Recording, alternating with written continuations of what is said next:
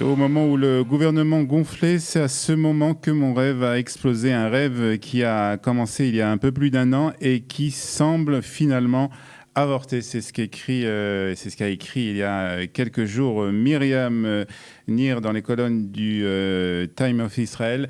Coup de gueule de cette femme concernant le gouvernement, le 35e gouvernement formé avec 34 ministres. Pour en parler, nous sommes ce matin avec Myriam. Bonjour Myriam. Bonjour. Merci d'être avec nous. Vous allez peut-être vous rapprocher un peu plus de votre micro parce qu'on a du mal à vous entendre. Alors, vous avez écrit une chronique, un éditorial dans les colonnes du Time of Israel qui a été, on va dire, très lu, aussi très commenté avec beaucoup de commentaires dans ce site d'information. D'abord, Myriam, qu'est-ce qui vous a poussé à écrire ce texte? C'est vraiment la formation du nouveau gouvernement. En regardant la Knesset se former, le gouvernement se former il y a 2 semaines, Mhm. j'ai juste pris mon stylo et j'ai commencé à écrire. Donc c'était vraiment venu du cœur, c'était un vrai coup de gueule. Alors, vous êtes habitué à faire ce genre de choses? Vous avez un engagement politique particulier? Euh, J'ai un engagement politique, mais je ne suis pas du tout habituée à écrire. Mhm. Et c'est quelque chose qui est venu tout naturellement. Et donc, c'est ce que j'ai fait. Je l'ai fait au départ, c'était en hébreu. Ouais. Et ensuite, je l'ai traduit en français. D'accord. Vous avez traduit en français. Donc, alors, vous parlez beaucoup.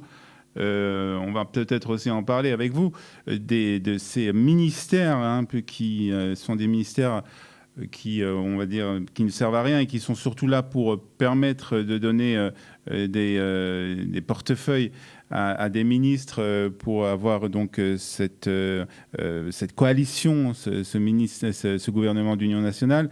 On parlait le ministère de l'enseignement supérieur qui n'est plus associé au ministère de l'Éducation. En fait, vous faites un inventaire de tous ces ministères qui, à vos yeux, ne servent pas à grand-chose. Oui, alors déjà, il y en a qui ont été complètement fractionnés. Mhm. Quand on voit qu'Israël Katz est ministre de la Finance et qu'il ne fait parler que d'économie, moi je me demande pourquoi la finance et l'économie sont séparées. Puisque quand il a parlé samedi soir et qu'on voit le ministre de l'économie, donc Amir Peretz, qui est pas d'accord avec lui, ça prouve bien quand même qu'il y a une corrélation entre la finance et l'économie. Quand sur le site du ministère de la Finance, il y a écrit notre but, c'est la stabilité de l'économie. Honnêtement, je suis pas pourquoi il y a deux ministères. Donc d'une, des fractionnements qui ne veulent rien dire. Alia est séparée de la diaspora et tant d'autres. Et aussi, évidemment, des ministères qui ne servent à rien quand on est quand même le seul pays à avoir Sar Lelotic. Sar Lelotic, c'est un ministre sans ministère, donc Ouais. sans portefeuille. C'est On a aussi un pas du ministre, tout flagrant. on a aussi un ministre des Affaires étrangères, alors qu'il existe bien entendu un maire pardon, un ministre des Affaires de Jérusalem, alors qu'il existe un maire de Jérusalem et d'autres ministères. Mais vous comprenez quand même, Myriam, que tout cela a été fait pour justement qu'on puisse arriver à une coalition, à un gouvernement d'union nationale. Donc, c'était peut-être le moyen pour arriver à ce gouvernement que tout le monde espérait. Alors, je ne sais pas si tout le monde espérait ce gouvernement. En tout cas, tout le Euh, monde espérait avoir un gouvernement. Oui, mais alors peut-être que le problème, justement, il faut retourner le problème à la source. Si on a un système électoral qui n'aboutit à rien, il n'aboutit à rien, puisque ça fait 3 fois qu'on revient au même résultat et qu'on n'arrive pas à avoir de gouvernement, ça veut dire qu'il faut peut-être reprendre le problème à la source et revoir ce système électoral ou bien ses aboutissements. Donc je pense que c'est ça qu'ils auraient dû faire au lieu de faire une coalition et 34 ministres en pleine crise économique, le gouvernement qui va coûter le plus cher de l'histoire d'Israël, alors qu'on est en pleine crise économique. Je pense qu'ils auraient dû revoir en fait ce système électoral et faire des changements et proposer des changements. Qu'est-ce que cela vous inspire? C'est-à-dire que est-ce que vous êtes déçu un peu de ce qui se passe? Vous êtes depuis 15 ans en Israël. Vous sentez que vous êtes déçu de ce qui se passe ces derniers mois, de ces dernières semaines en Israël? De ces dernières années plutôt, ouais. Ces dernières Je suis années? très, très déçue. J'entends de plus en plus autour de moi des gens qui veulent partir. Et c'était vraiment la voix, en fait, je leur ai prêté ma voix. Je pense pas du tout à la Yerida de mon côté. Mhm. Mais ces gens-là autour de moi qui parlent de plus en plus de partir d'Israël, quand on sait qu'on a quand même une nette, enfin, il y a plus de gens qui partent qui n'y arrivent tous les ans. C'est très triste. Je trouve ça très triste que le gouvernement se fiche totalement de ce qui se passe au niveau du peuple et qu'il ne regarde pas. Et je crache pas sur tout. Il y a beaucoup de choses qui sont très bien faites. Il y a beaucoup de systèmes qui marchent très bien en Israël. Mais le système, enfin le gouvernement, il y a des gros problèmes qu'il faut résoudre et ça va pas dans ce sens, au contraire. Et c'est ça qui me révolte. Est-ce que c'est pas un peu un combat perdu d'avance, puisqu'on voit que ben, les deux grands partis, Kahol Lavan et le Likoud, se sont mis ensemble, qu'ils ont une grande majorité à la Knesset. Donc les choses ne devraient pas changer dans les années à venir. Les choses vont rester telles quelles. Alors est-ce que c'est pas en fait un peu une bataille un peu perdue d'avance? Bah, déjà, c'est jamais perdu d'avance. On a notre hymne qui s'appelle la Tikva, donc si on y croit un petit peu, c'est pas perdu d'avance.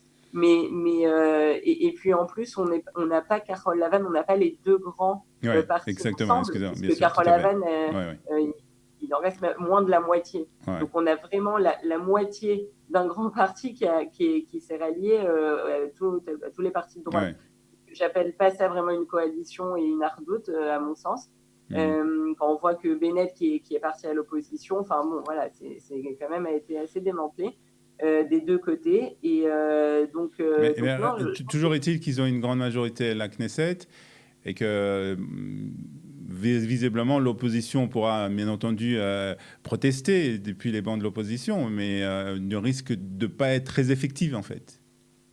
ouais, donc on attend de voir ce qui se passe avec aussi le procès de Netanyahou, avec au bout d'un an et demi, quand c'est Ouais. Carole Laval, enfin Gantz qui passera au pouvoir.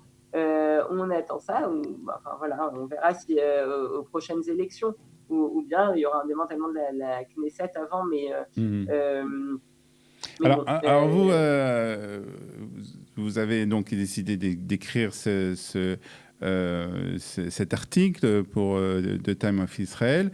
Est-ce que vous avez envie de vous engager politiquement? Est-ce que vous avez envie peut-être de vous mettre sur une liste? Quelles sont les prochaines étapes pour vous? Déjà politiquement, oui, je suis engagée. Mhm. Et aussi, je pense que chaque personne qui voit les problèmes et qui a envie de changement devrait s'engager, et politiquement et socialement. Il y a énormément d'associations en Israël pour aider, que ce soit les pauvres. On a un grand problème de violence conjugale, comme on voit dans les news ces derniers temps. Des problèmes avec les mineurs en danger, etc. Donc il y a énormément d'associations, la rescapés de la Shoah qui sont sous le seuil de pauvreté. Enfin, il y a assez d'associations en Israël, en tout cas, pour Mhm. s'engager socialement. Donc oui, il faut s'engager socialement et politiquement en parallèle, si on a envie d'un changement, en tout cas. Qu'est-ce que vous pensez de l'engagement politique en général de la communauté francophone en Israël? Je ne sais pas si on peut faire une généralité, en tout cas, je pense que le problème, et c'était bien aussi que ça passe finalement en français, cet article, et que ça fasse bouger un petit peu les gens, parce que le problème, je pense, chez les francophones, on a une alia qui est très idéalisée, donc on arrive avec l'idéal d'Israël, on a enfin un pays, etc., et on aime ce pays de façon inconditionnelle. Et quand on aime comme ça un pays, on a moins envie de le changer et de faire bouger les choses. On On a le moins voit une de vision façon moins critique peut-être objective aussi. aussi. Ouais. On a une vision moins critique peut-être sur le pays. Exactement. Quelle est Myriam, pour terminer, la prochaine étape pour vous?